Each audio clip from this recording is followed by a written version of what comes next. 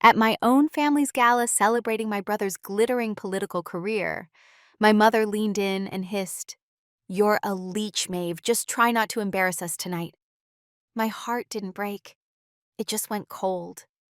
How do you explain to the people who raised you that the quiet life they despise is the one spent protecting theirs? If you're listening to this story, let me know where you're tuning in from in the comments below. And don't forget to hit that like and subscribe button because you're about to find out what happens when a family's black sheep is the only one standing between them and disaster. The world inside this simulation was chaos by design. Flashing lights, panicked screams from digital civilians, the sharp crack of simulated gunfire echoing off concrete walls. I moved through it all like a ghost in a storm, my heart rate a steady 60 beats per minute. My world wasn't the chaos itself. It was the calm, methodical line I drew straight through the middle of it. "Eagle is down," a voice crackled in my ear, frantic and distorted. "Hostile advancing from the east entrance." "Negative." I sub-vocalized into my comms unit, my eyes scanning the virtual plaza. "The east entrance is a false flag. He's using the panic to draw our eyes away from the real threat, the sniper's perch, third floor northwest corner window." My team, a synchronized unit of shadows, moved without a word. I didn't need to watch them to know they were executing the countermaneuver perfectly. This was our language, spoken in angle sightlines and split-second decisions. For the last 15 years, this had been my real family. We didn't share blood, but we shared a purpose. We were the invisible wall that stood between order and anarchy. "Threat neutralized," my second-in-command confirmed a moment later. "Mission successful, Agent Callahan." The virtual world dissolved into a grid of green light, and the weight of the tactical vest suddenly felt heavier in the quiet debriefing room. My instructor gave me a simple nod, the highest form of praise in our line of work. It was all the validation I ever needed. As I stripped off my gear, my personal phone buzzed on the bench. The screen lit up with a name that felt like it belonged to a different life, Mom. A knot formed in my stomach tighter than any training exercise could ever induce. I let it ring twice before answering, forcing a lightness into my voice that I didn't feel. "Hey, Mom." Maeve, her voice was crisp and patient. "I hope I'm not interrupting anything important." A pause. Or, well, anything at all.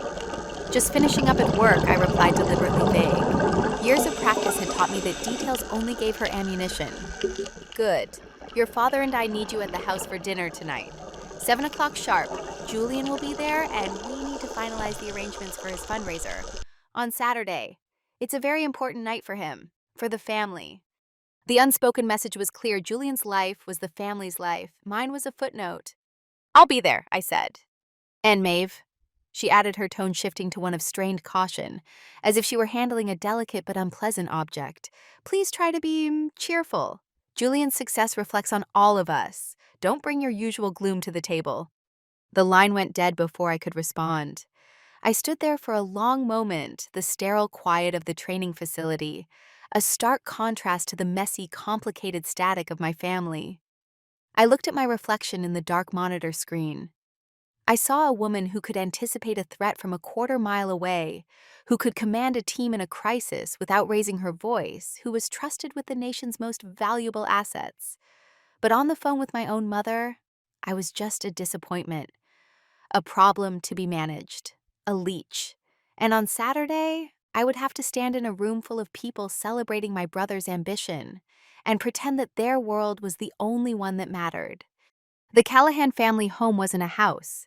It was a statement.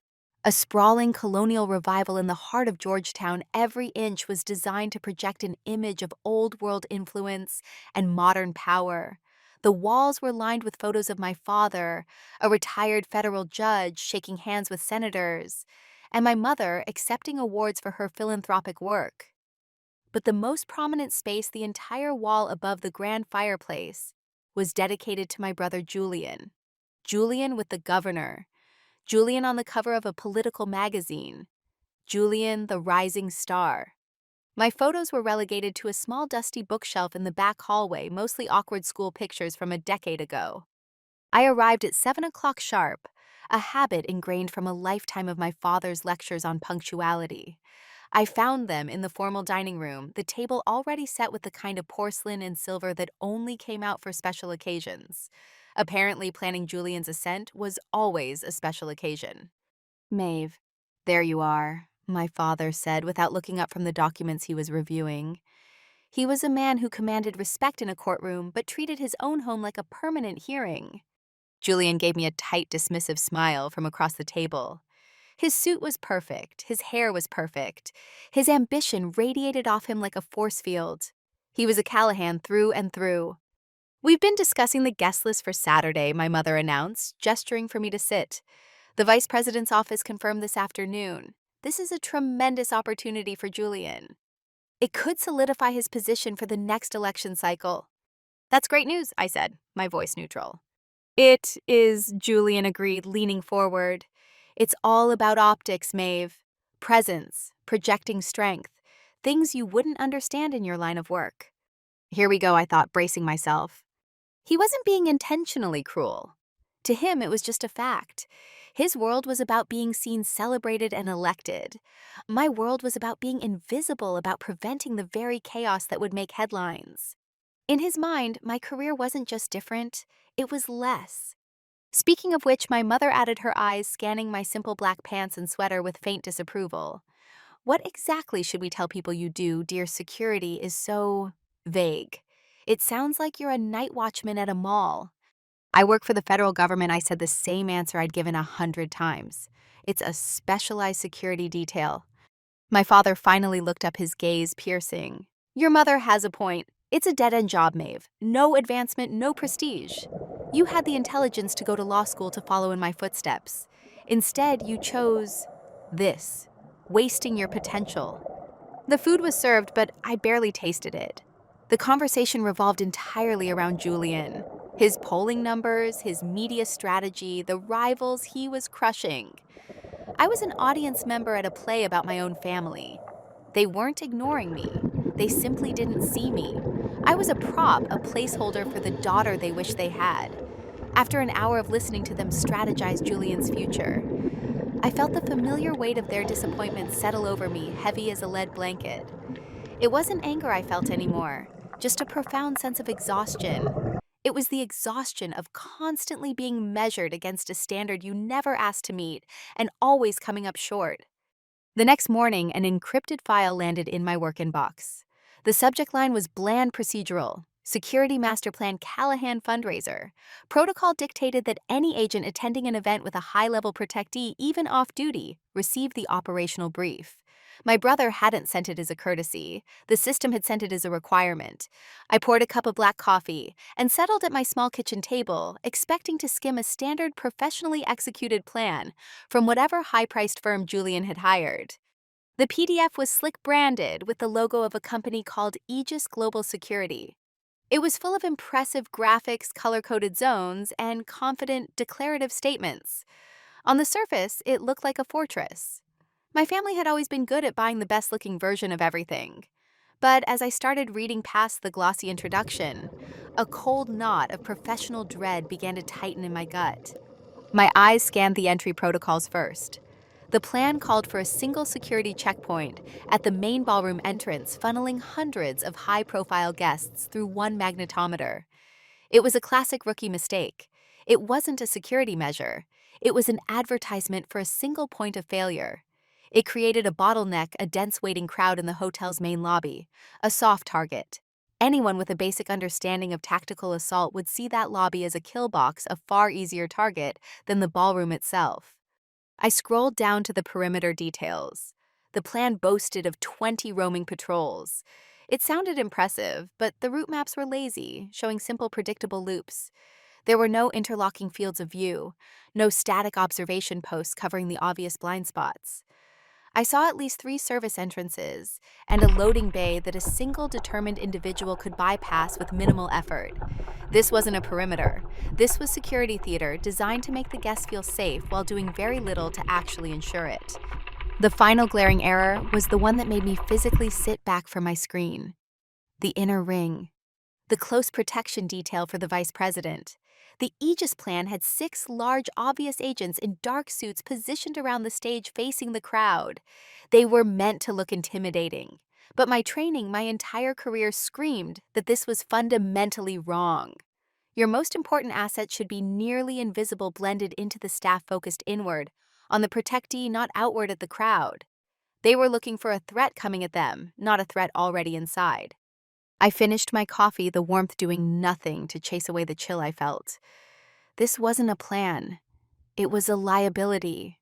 It was a document written by people who charged a lot of money to look the part, without understanding the deadly seriousness of the job. And my brother, in his quest for the perfect public image, had bought it completely. This was no longer about family drama or my feelings of being an outcast. A protectee of the United States Secret Service was scheduled to walk into a room secured by this flawed, arrogant plan. My duty was clear. I had to warn him. I found Julian holding court in his campaign headquarters, a sleek, open-concept office buzzing with the energy of young, ambitious staffers. He was standing in front of a whiteboard sketching out fundraising projections, looking every bit the confident leader my parents adored. When he saw me waiting by the entrance, a flicker of annoyance crossed his face before being replaced by his practiced politician's smile. "Maeve," he said, walking over, his voice a little too loud, making sure his team could see him graciously greeting his sister. "What a surprise. Shouldn't you be out practicing tactical maneuvers or something?" "I need a minute of your time, Julian. It's important," I said, keeping my voice low and professional. He led me into a small glass-walled conference room, the one reserved for important calls and delicate negotiations. He left the door slightly ajar, a subtle power move to show he wasn't concerned that this was a minor interruption. "All right, what's so urgent?" he asked, glancing at his watch. "I've got a call with a major donor in 5 minutes." "I've reviewed the security plan for Saturday's event." I began, getting straight to the point. He let out a short, dismissive laugh. "Oh, this is what this is about, Maeve, please. Aegis Global is the best in the business. They handle security for Fortune 500 CEOs, international diplomats. I think they know what they're doing." "They're leaving you exposed," I countered, my voice steady. "The single entry checkpoint in the lobby is a massive vulnerability. Your perimeter patrols are predictable, and the close protection detail for the vice president is pure theater. It's a bad plan, Julian. It's dangerously bad." I watched his expression harden. The easy condescension was replaced by a defensive anger. He wasn't hearing a professional assessment. He was hearing criticism from the little sister he'd always seen as a failure. "What you call a vulnerability, I call efficiency," he shot back, his voice dropping to a hiss. "What you call predictable, I call a visible deterrent. And my team, the team I hired, will be focused on the guests, not just one man. This is my event, Maeve, not one of your paranoid simulations." "My paranoia keeps people alive," I said flatly. "The Secret Service will have their own team there, but their primary focus is the vice president. The overall security of the venue, of your guests, of you, that's on your people. And your people are incompetent." His jaw tightened. He leaned across the table, his eyes glinting with a frustration that had been building for years. "I know what I'm doing, Maeve," he said, each word laced with ice. "I've built this campaign from nothing. I've secured the support of some of the most powerful people in this city. I orchestrated the vice president's appearance. I don't need security advice from my sister, who, last I checked, is still just a government employee taking orders. Maybe you're just jealous. Maybe you can't stand to see me succeed on a level you'll never reach." The accusation hung in the air, thick and suffocating. It was the family's oldest and sharpest weapon, twisting my concern into a personal flaw. He didn't see a federal agent trying to prevent a disaster. He saw a bitter, unsuccessful sibling trying to tear him down. "Fine," I said, pushing my chair back. "It's your event. The responsibility is yours. I've said my piece." I stood and walked out of the room, feeling the eyes of his entire staff on me. He had made his choice. He had chosen ego over safety, image over substance. He had chosen to be a Callahan, and in doing so, he had ignored the one person in his family who actually knew how to protect him. The morning of the fundraiser dawned with a cold gray sky that mirrored my mood. My duty required me to be there, not as a guest, but as part of the advanced security sweep, a silent presence in the background. My team and I had our own protocols. our own contingency plans that operated entirely independently of whatever flimsy arrangements Julian had made. We weren't there to secure his event. We were there to extract our protectee from the mess if or when it fell apart. I was in my apartment methodically checking my equipment when my phone rang. It was my mother. I almost let it go to voicemail, but some lingering sense of filial duty made me answer. "Maeve," she began, her voice strained with an anxiety that had nothing to do with my well-being. "I just got off the phone with Julian. He told me you went to his office yesterday." The accusation was immediate. She didn't ask for my side of the story. She didn't ask what my concerns were. In her world, Julian was the sun, and any planet that deviated from its orbit around him was simply in the wrong. I felt it was my professional obligation to... I started, but she cut me off. "Your obligation," she asked, her voice rising with incredulity. "Your obligation is to your family. Your brother is on the verge of the biggest night of his career. And you chose yesterday of all days to go and undermine his confidence, to question his judgment in front of his staff. What is wrong with you, Maeve?" I listened, my jaw tight as she continued. She painted a picture of a jealous, resentful sister, a perpetual storm cloud desperate to rain on her brother's parade. It was the same narrative they had perfected over decades, the one that had always kept me small and quiet in their grand world.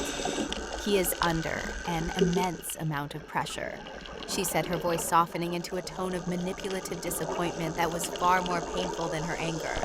"The last thing he needs is his own sister causing trouble. He has everything under control. His security team is the best money can buy." "They're not," I said, the words escaping before I could stop them. "They're a liability." Her silence was colder than any shout. I could picture her perfectly standing in her immaculate living room, her face a mask of disbelief that her own daughter could be so defiant, so ungrateful. Then came the final blow, the word she had clearly been building up to. "Listen to me, Maeve," she said, her voice low and deliberate, each word a carefully placed stone. "When you arrive at the hotel tonight, you will not speak to Julian. You will not speak to his staff. You will find a quiet corner. You will stay out of the way. And you will do nothing to draw attention to yourself. Your father and I have worked our entire lives to build this family's reputation. Just for one night, just try not to be the one who embarrasses us." The line clicked. She had hung up. I stood in the silence of my apartment, the weight of her words pressing down on me. It wasn't just a request to be quiet. It was a command to be invisible, a final definitive statement of my place in the Callahan dynasty. I was not a daughter, not a federal agent with critical knowledge. I was a potential embarrassment, a loose thread on the perfect tapestry they had woven. I took a deep, steadying breath, pushed the hurt down and locked it away. There was no room for it now. I had a job to do. The grand ballroom of the Mayflower Hotel was a sea of glittering gowns and tailored tuxedos. Crystal chandeliers cast a warm golden light over the assembled power players of Washington, D.C., their laughter and confident chatter echoing off the ornate high ceilings. It was a world built on influence connections and the carefully crafted illusion of effortless success. And moving through it, I felt like a ghost. My dark functional suit was a stark contrast to the evening's finery. I wasn't a guest. I was a component of the room's security infrastructure, a piece of the invisible architecture that kept this world safe. My earpiece was a subtle flesh color, the comms wire hidden beneath the collar of my jacket. While the guests mingled, sipping champagne and making deals, I was doing my own quiet calculus. I noted the exits, the sightlines from the balcony, the placement of the hotel staff. I mentally mapped the quickest routes from the stage to the secure holding rooms we had established on the floor below. My parents arrived with Julian, a perfect trinity of ambition and grace. My mother, in a stunning emerald green dress, looked every bit the powerful matriarch.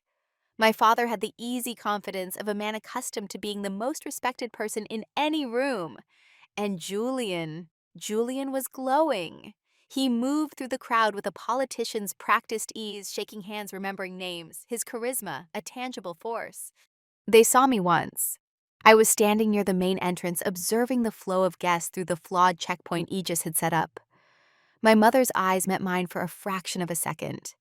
There was no warmth, no recognition. It was the look you give a piece of furniture that's slightly out of place. She gave a tiny, almost imperceptible shake of her head, a silent reminder of my instructions. Stay in the corner, be invisible. Then she turned back to a senator's wife, her smile instantly reappearing. I obeyed. I faded into the background, becoming just another face in the crowd. I watched as my brother took the stage for a preliminary welcome, his voice booming with a confidence that bordered on arrogance. I saw my father clap him on the back, a rare display of paternal pride. I saw my mother look at him with an adoration I had never once received. A waiter offered me a glass of champagne from his tray. I politely declined. I was on duty. Always on duty. The gulf between my world and theirs had never felt so vast. They were celebrating a victory they believed was already won, completely oblivious to the fragile foundation on which their perfect evening was built. And I, the daughter they were ashamed of, was the only one in the room who understood the real meaning of the word security. About an hour into the event, my father stepped up to the podium. A hush fell over the ballroom as he tapped the microphone, the sound echoing slightly. He was a master of public speaking, his voice resonating with the judicial authority that had defined his career. He was there to introduce his son, the man of the hour. Ladies and gentlemen, friends, esteemed colleagues, he began, his warm smile sweeping across the room. It brings a father's greatest pride to stand here tonight and speak about the future of our city, our country, and the future of the Callahan name. He spoke for 5 minutes, painting a glowing portrait of Julian. He recounted stories of Julian's triumphs in debate club, his achievements at Georgetown Law, his unwavering dedication to public service.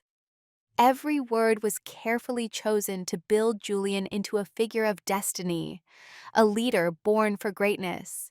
The crowd was captivated, hanging on his every word. I stood near the back wall, a statue, in the midst of their admiration, feeling the familiar sting of my own invisibility. My son Julian represents the very best of our family's ideals. My father continued, his voice swelling with emotion. He is a man of vision, of integrity, and of immense ambition. He is the hope of our lineage. I knew what was coming next.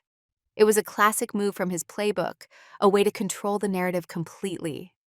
He would use me as a counterpoint, a dramatic tool to make Julian's light shine even brighter. He paused for effect, his eyes scanning the room until they landed directly on me.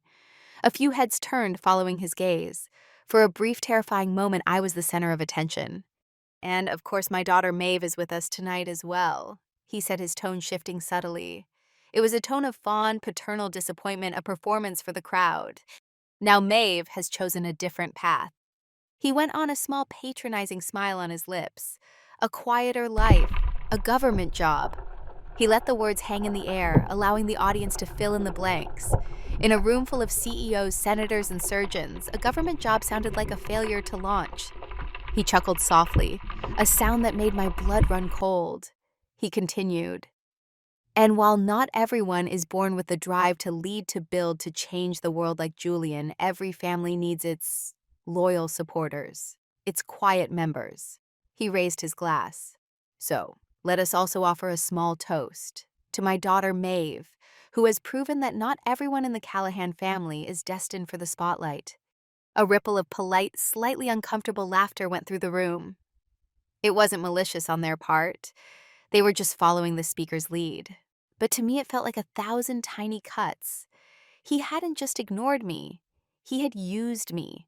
He had held up my life's work, my dedication, my very identity as a punchline to elevate my brother. He had publicly, in front of hundreds of the city's most influential people, declared me to be insignificant. I stood perfectly still, my expression a carefully constructed mask of neutrality, while inside a quiet, cold fury began to solidify into something hard and unbreakable. The polite applause following my father's speech felt like a wave of static washing over me. I remained in my spot, a fixed point in the swirling room, letting the public humiliation settle into a cold, hard resolve in my gut. My job wasn't about me. It was about the mission, and the mission was about to walk through the door. My earpiece gave a soft chirp, a signal only I could hear. It was my team leader. Eagle is 2 minutes out. I acknowledged the message with a subtle tap on my comms unit. It was time. I began a slow, deliberate walk from the back of the ballroom toward the main entrance, my path taking me directly past the head table where my family was accepting congratulations for my father's eloquent speech. As I passed, Julian leaned over his voice, a low, triumphant whisper meant only for me. See, that's how it's done, Maeve. Grace, power, try to take some notes. I didn't look at him. I didn't break my stride. My focus was entirely on the ornate double doors at the far end of the hall. The guests began to stir with anticipation, their attention shifting toward the entrance. The orchestra swelled, preparing for the grand arrival. Julian and my parents stood up, positioning themselves at the front of the receiving line, their faces beaming, ready to welcome the man who would legitimize Julian's political ambitions. The main door swung open. The head of the Vice President's Secret Service detail, a stern, imposing man named Agent Thorne, stepped inside first. He swept the room with a gaze that missed nothing. His eyes found mine across the crowded floor, and he gave a short, almost imperceptible nod. It was a sign of professional respect, a silent acknowledgement between two people who understood the real stakes of the evening. Then the Vice President of the United States entered the ballroom. A wave of applause erupted, much louder and more genuine this time. Flashbulbs from the press section popped, capturing the moment for the next day's news cycle. Julian stepped forward, his hand outstretched, his smile wide and welcoming. My father and mother stood just behind him, radiating pride. Mr. Vice President, Julian began, his voice full of practiced deference. On behalf of my family and my campaign, it is the highest honor to welcome you here tonight. The Vice President, a man known for his warmth but also for his shrewd judgment, smiled politely and shook Julian's hand. He exchanged brief pleasantries with my parents. For a moment, everything was going exactly according to their perfect plan. Then the script shattered. The Vice President's eyes scanned the room, moving past the assembled dignitaries, past the eager politicians, until they settled directly on me. He excused himself from my stunned family with a polite, "The pleasure is all mine, but if you'll excuse me for a moment." He ignored Julian's still outstretched hand. He walked past my father's confused expression. He moved with a purpose that silenced the whispers around him, closing the distance between us. The entire receiving line, the entire focus of the room followed him. He stopped directly in front of me, the most powerful man in the room, and extended his hand, not to the host, but to the host's disgraced daughter. Time seemed to slow down. The murmur of the crowd, the distant notes from the orchestra, the popping of camera flashes, it all faded into a dull background hum. The only thing that felt real was the Vice President of the United States standing in front of me. His hand extended, his warm, genuine smile, directed solely at me. I took his hand, my grip firm and professional. "Good evening, Mr. Vice President. Welcome." He clasped my hand with both of his, a gesture of familiar warmth and respect. "Agent Callahan," he said, his voice clear and carrying, easily overheard by the stunned guests closest to us, including my family. It's always a relief to see a familiar face running the show. I feel safer already. My family froze. I could feel their collective shock without even looking at them. It was a physical wave emanating from the front of the room. My father's jaw was visibly slack. My mother's practiced smile had vanished, replaced by a mask of utter disbelief. Julian looked like he had been slapped. His entire carefully constructed reality had just been dismantled in a single sentence. Agent Thorne, the head of the Vice President's detail, stepped up beside us, completing the picture of authority. He addressed me, but his words were for the benefit of everyone within earshot. "Agent Callahan, good to have you on point tonight. My team will follow your lead on any internal adjustments." The pieces began to click into place for the onlookers. The whispers started to ripple through the ballroom, not with uncomfortable laughter this time, but with a dawning sense of understanding and awe. The quiet, insignificant daughter wasn't a guest. She wasn't a supporter. She was in charge. The Vice President, a master politician, seemed to sense the delicate family drama unfolding. He gave me a knowing look before turning back toward my still motionless family. "Judge Callahan, Eleanor," he said, his tone perfectly pleasant. You must be incredibly proud of your daughter. Maeve is one of the finest agents in the entire Secret Service. A true credit to the Callahan name. It was a masterstroke of political grace and devastating social demolition. He wasn't just complimenting me, he was reframing my entire existence within their world. He was telling them what my value was, a value they had been blind to their entire lives. He was handing them back their own narrative, now rewritten with me as a hero. My father, recovering slightly, could only manage a choked, "Of course, we are." My mother simply nodded, her eyes wide, darting from the vice president to me and back again as if she were seeing me for the first time. "Now, Julian," the vice president said, turning to my brother, who still looked utterly lost, "you've put on a wonderful event. I'm looking forward to your speech. But for now, I'd like to have a brief security consultation with Agent Callahan. Please lead the way." He gestured for me to walk with him. As I moved, the sea of powerful guests parted before me. The respect that had been denied to me by my own family was now being given freely by strangers. I led the vice president toward a quiet alcove, leaving my family standing alone in the center of the room, stripped of their power, their perfect narrative in tatters at their feet. The balance of power had not just shifted, it had been completely irrevocably and publicly overturned. In the relative quiet of the alcove, the vice president's warm demeanor shifted to one of professional concern. He trusted my judgment implicitly, a trust earned over years of service on his detail. "What's on your mind, Maeve?" he asked, his voice low. "I saw the look you gave Thorne when we came in. Something's not right." "The host's private security is inadequate, sir," I stated calmly, giving him the unvarnished truth. "The plan is full of holes. The lobby checkpoint is a vulnerability, and their perimeter is weak." I advised my brother of this yesterday. He chose to disregard the warning. The vice president's expression tightened. He was a former prosecutor. He understood risk and consequence better than most. He looked over at Julian, who was now awkwardly trying to regain control of his event, his earlier confidence completely gone. "Ego is a dangerous thing," he murmured, more to himself than to me. "Keep your team on high alert. I want exit strategies reviewed and ready." "Already done, sir," I assured him. We were about to discuss further contingencies when it happened. It started not with a bang, but with a sudden sharp cry from the far side of the ballroom. A woman screamed, then another. The calm, sophisticated atmosphere of the gala shattered in an instant. My training took over. My world snapped into sharp focus, every detail crystal clear. Before the first wave of panic could even ripple through the crowd, I saw him. He had come through one of the service entrances I had identified as a weak point, bypassing the main security checkpoint entirely. He was not a sophisticated operative. He was wild erratic, his face contorted in a mask of rage. He was the kind of lone wolf attacker that security plans like Julian's never accounted for, the kind that my training was specifically designed to stop. He was holding a dark metallic object in his hand, something heavy and dangerous.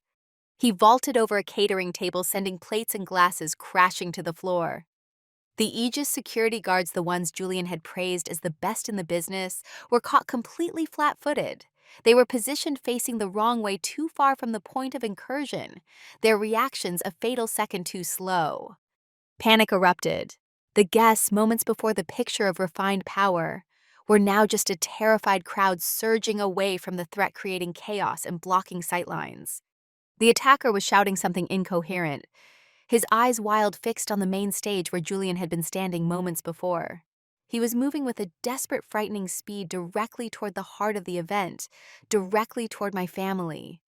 In the second that the room devolved into chaos, my world became unnaturally calm.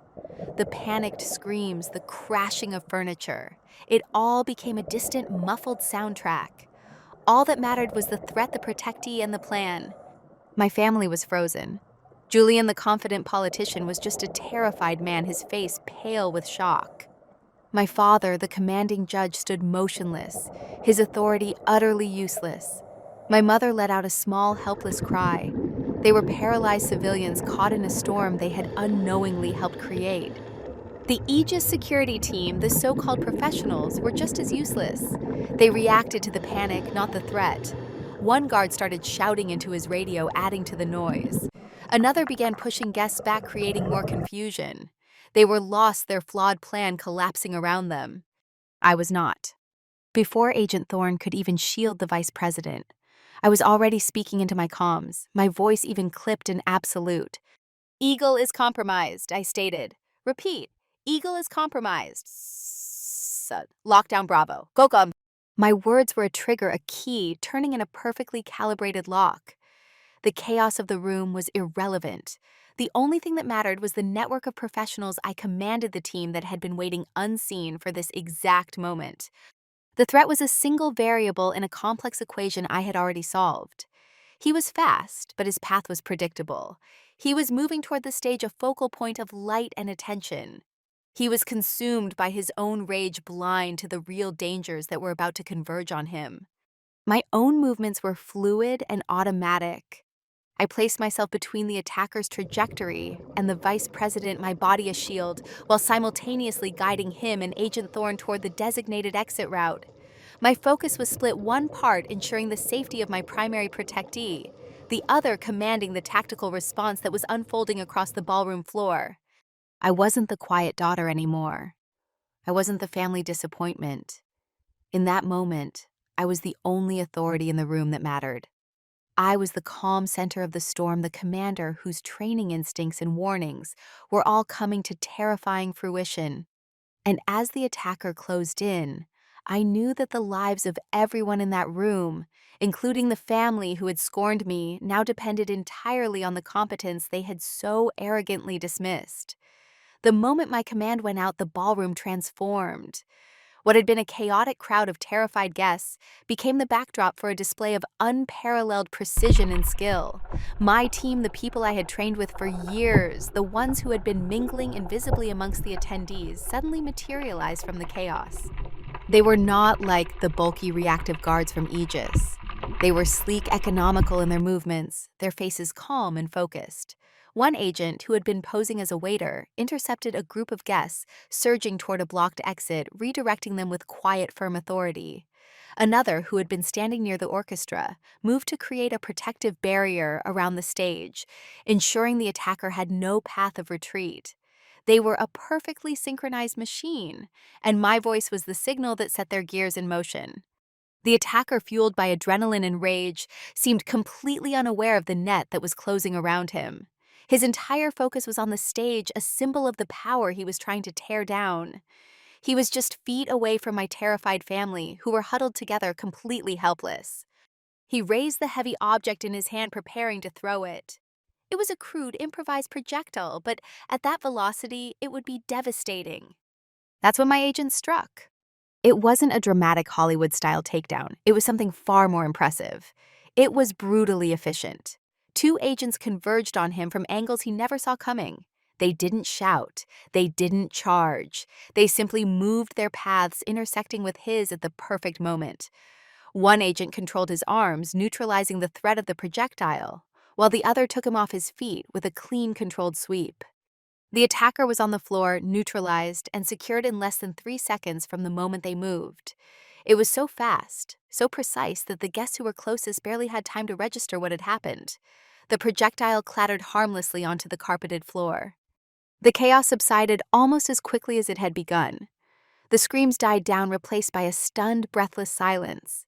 The entire room, hundreds of the most powerful people in the nation, stood frozen, their eyes wide with a mixture of fear and absolute awe. They had just witnessed something incredible.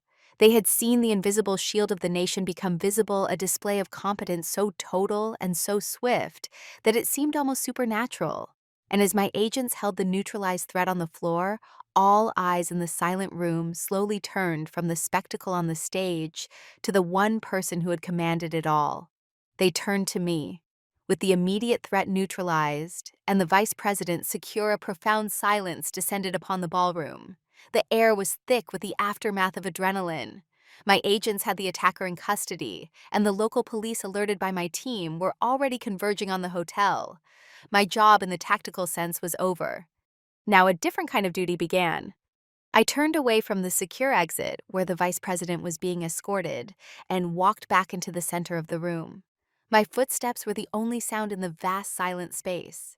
I walked past the gawking guests, past the now useless Aegis guards, and I did not stop until I was standing directly in front of my family. They were still huddled near the stage, their faces a mixture of lingering fear and a new dawning horror. They weren't looking at the attacker anymore. They were looking at me. They saw me not as their daughter or their sister, but as the commander who had just effortlessly controlled a life and death situation that had left them paralyzed. My father, the judge, looked speechless for the first time in his life. My mother's hand was pressed to her mouth, her eyes wide with a terrified sort of respect. But my gaze settled on my brother. Julian was trembling slightly. His political ambition, his arrogance, his entire sense of self-worth had evaporated. He was just a scared man who had been proven catastrophically wrong. I didn't raise my voice. I didn't need to. In the dead quiet of that room, my words were as clear and sharp as breaking glass. "The security perimeter you were so proud of," I said, my voice cold and devoid of all emotion.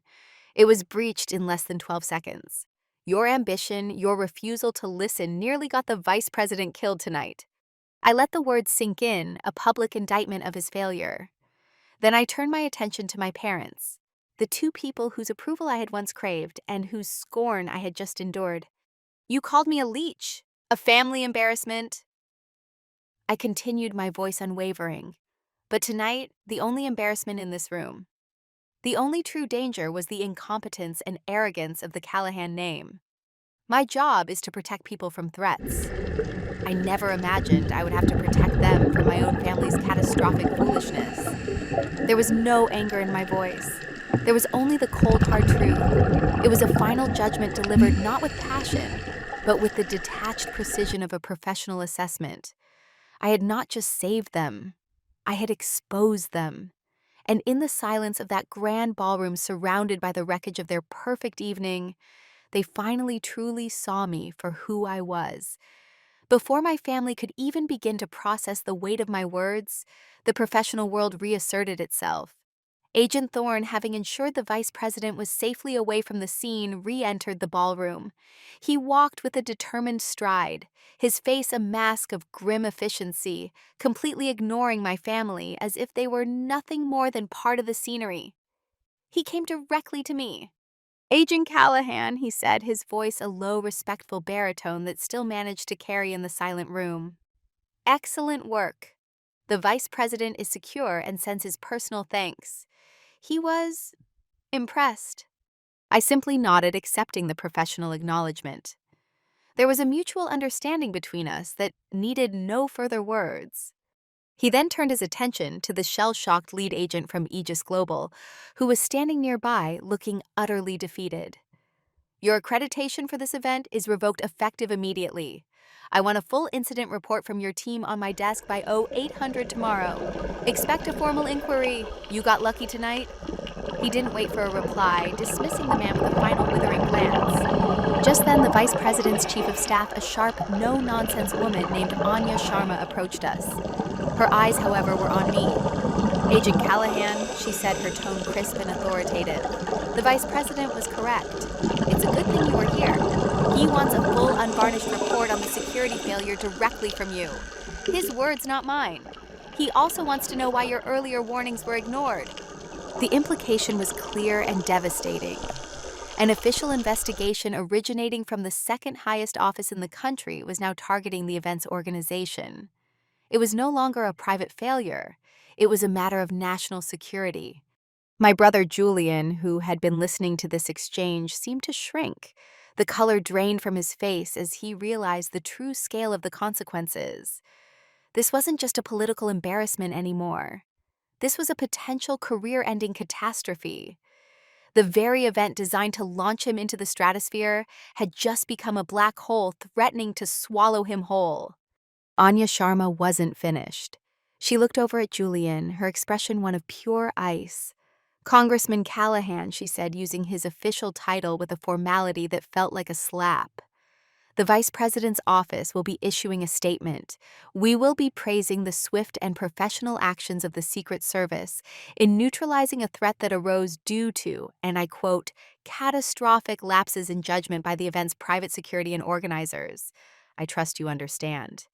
It was a public execution delivered with the clean, precise language of Washington power. She had just informed my brother in front of everyone that his name would be officially and publicly tied to the failure. My name, meanwhile, would be tied to the success. The reversal was absolute, the vindication was complete, and it had all happened without me needing to raise my voice again. The system I served, the one built on competence and accountability, was now delivering the final judgment for me. The next 48 hours were a blur of official debriefings and quiet professional commendations. I spent most of my time at the Secret Service headquarters, meticulously documenting every detail of the incident from my initial warnings to the final takedown. My world was one of facts, timelines, and procedural analysis. It was calm, orderly, and logical. Outside those walls, however, a hurricane was raging. The story had exploded. It was the lead item on every news network, the front page headline of every major newspaper. But the narrative was not what my family would have ever imagined. The initial reports focused on the thwarted attack, but the angle quickly shifted. Guided by the pointed statement from the Vice President's office, the media began a deep dive into the security failures. The name Aegis Global Security was dragged through the mud, exposed as a firm that sold image over substance. But the real target, the focus of the intense scrutiny, was my brother. The headlines were brutal. Congressman Callahan's gala plagued by security debacle. VP's office slams catastrophic lapses at Callahan fundraiser. Ambition over safety questions mount for rising political star. Journalists dug deep. They uncovered the exorbitant amount Julian's campaign had paid Aegis. They interviewed anonymous security experts who tore the event's safety plan to shreds, validating every concern I had raised. A rival political campaign leaked a memo detailing Julian's history of prioritizing optics over details. His carefully crafted image as a competent, decisive leader was being systematically dismantled on a national stage. The media also found its hero. Anonymous sources within the Vice President's detail, undoubtedly guided by Agent Thorne and the Chief of Staff, began leaking details of a lone off-duty agent who had warned the organizers had been ignored and had ultimately taken command to avert disaster. They didn't use my name respecting Secret Service protocol, but they painted a compelling picture. They spoke of a quiet professional, a silent guardian, whose competence stood in stark contrast to her brother's arrogant negligence. I watched it all from the quiet detachment of my apartment. I saw Julian on a news channel attempting to do damage control. He looked haggard, his usual charisma gone, replaced by a desperate defensive energy. He praised the Secret Service, of course, but he couldn't escape the reporters' pointed questions about his own role in the failure. His political career, once a soaring rocket, was now in a tailspin, burning up on re-entry. The very event that was meant to be his coronation had become his public crucifixion, and the sister he had publicly shamed was now the anonymous hero of the story. While the media storm raged outside my world, remained one of quiet professionalism and structured order. A week after the fundraiser, I was summoned to the director's office. It was a place few agents ever saw, a wood-paneled room on the top floor of the headquarters that felt more like a historical archive than a modern office. It was where the most serious decisions were made. The director of the United States Secret Service, a formidable woman named Alani Thompson, stood waiting for me. She was a legend in the service, a former field agent, who had worked her way to the very top through sheer competence and an unshakable sense of duty. She was not a woman who gave praise lightly. Agent Thorne stood beside her, his expression neutral, but his eyes holding a clear look of respect. Agent Callahan, Director Thompson, began, her voice calm, but carrying an immense weight of authority. "I've read your report. I've read Agent Thorne's report. I have also had a rather lengthy phone call with the Vice President. He was, to put it mildly, effusive in his praise for your conduct." She paused, letting her words settle. This wasn't a reprimand. It was something else entirely. "You demonstrated exemplary judgment under extreme pressure," she continued. You identified a critical security failure, attempted to rectify it through the proper channels. And when those channels failed, you formulated a contingency plan that prevented a national tragedy. Your actions were a credit to this service and to the values we represent. Coming from her, those words felt more significant than any public headline. This was the validation that mattered. It wasn't about proving my family wrong. It was about being recognized for my competence by the people who truly understood the weight of my work. Effective immediately, she said, her tone becoming even more formal. I am promoting you to Deputy Special Agent in charge of the Presidential Protection Division. You will be one of the youngest agents to ever hold this position. We need leaders who see the whole board, not just the obvious threats. You have proven you can do that. I was stunned. It was a promotion I had hoped to earn in another 5 or 10 years. It was a position of immense trust and responsibility. It was a recognition not just of one night's work, but of a lifetime of dedication to a craft my family had never bothered to understand. I accepted the promotion with a quiet "Thank you, Director. I won't let you down." As I left her office, I felt a sense of clarity I hadn't experienced before. For years, I had been fighting a quiet internal battle trying to reconcile my professional identity with the one my family had assigned to me. But in that room, it became clear. The approval I had sought from them was a ghost. It had no substance, no real value. The respect I had just received, the respect earned through skill, dedication, and integrity, was real. It was tangible, and it was all I would ever need. 2 weeks after the incident, as the political fallout for Julian continued to worsen, my personal phone rang. The caller ID showed a number I knew by heart, but hadn't seen in days. It was Julian. I hesitated for a moment, then answered, knowing this was a conversation that had to happen. I decided to have it on my terms.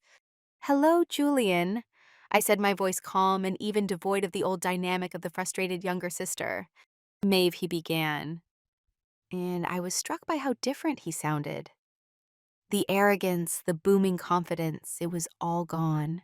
His voice was thin, strained, laced with a desperation I had never heard from him before.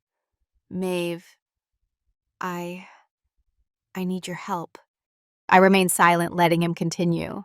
"The party committee is launching a formal ethics investigation," he said, the words tumbling out in a frantic rush. "The donors are pulling their funding, my career, everything I've worked for. It's falling apart. They're painting me as reckless, as negligent. You have to talk to them. You have to tell them it was a misunderstanding, that the security company was at fault, not me. You're the hero in this story. They'll listen to you." I listened to his plea, and I felt a profound sense of distance. He still didn't get it. Even now, after everything, he saw me not as a person, but as a tool he could use to fix his own mistakes. He wasn't apologizing, he was strategizing. He was asking me to use my newly recognized integrity to help him salvage a career that had been built on a foundation of ego. He was asking me to lie for him. He must have mistaken my silence for hesitation, because he pressed on, his voice taking on a wheedling tone that made my skin crawl. "Please, Maeve, for the family. Think of Mom and Dad, the shame this is bringing on the Callahan name. We can fix this, but I need you to stand with me. Family has to stick together." That was it. That was the word that severed the final thread. Family. He was invoking the very institution that had spent a lifetime treating me as a liability, now asking me to be its savior.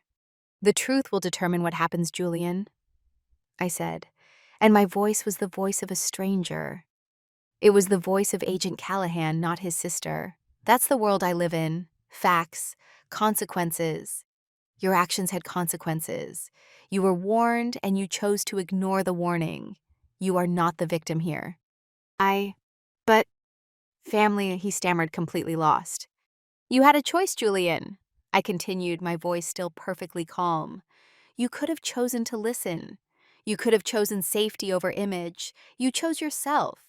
Now you have to live with that choice. My report to the director was accurate and complete. I will not be changing it or adding to it. I have nothing more to say on the matter."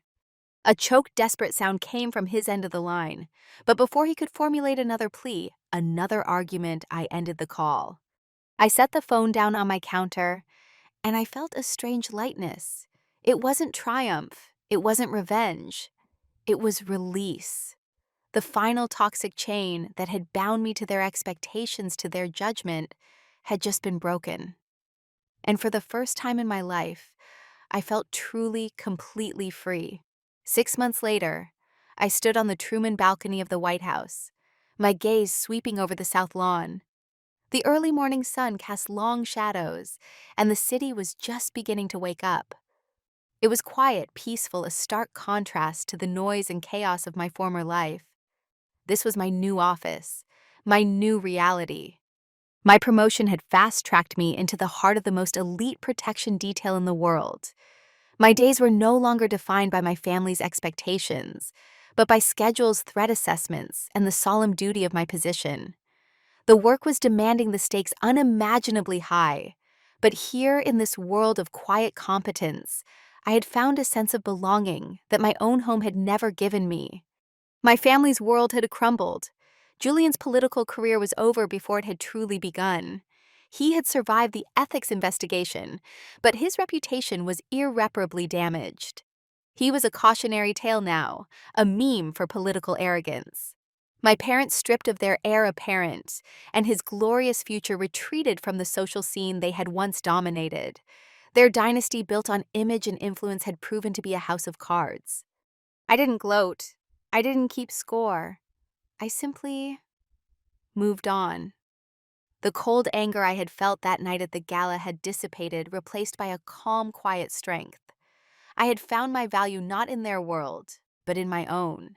My worth wasn't something they could grant or withhold. It was something I had earned, something proven in the crucible of a crisis. My real family was the team I served with. It was Agent Thorne who trusted my instincts without question. It was the young agents I was now mentoring, passing on the lessons I had learned. It was a family forged not by blood, but by a shared code of honor, duty, and mutual respect. We didn't need to talk about our loyalty. We demonstrated it every single day in the quiet, unseen work of standing guard. A young agent stepped up beside me, her expression focused, but a little nervous. "Ma'am, Eagle is secure. Ready for departure on your signal." I gave her a reassuring nod. "Good work, Agent. Stay sharp." As I watched the preparations for the President's Day unfold, a sense of profound peace settled over me. My parents had wanted me to have a place in the spotlight, but I had found my purpose in the shadows. They had dismissed my life as small and insignificant, but I had discovered it was anything but. My legacy wouldn't be a name on a building or a headline in a newspaper. It would be the quiet, steady presence of a guardian, the silent promise of safety, the work of a protector. And in the quiet dignity of that truth, I had found everything I ever needed. Have you ever felt like your true skills or passions were dismissed by the people closest to you? What helps you stay true to yourself when you're not being seen for who you really are? My story is a reminder that your value is not determined by someone else's opinion. It's defined by your actions, your integrity, and your competence. Sometimes the family that truly supports you is the one you build for yourself based on shared values and mutual respect. If this story resonated with you, please hit that like button and subscribe to the channel for more stories of vindication and finding your own strength. Thank you for listening.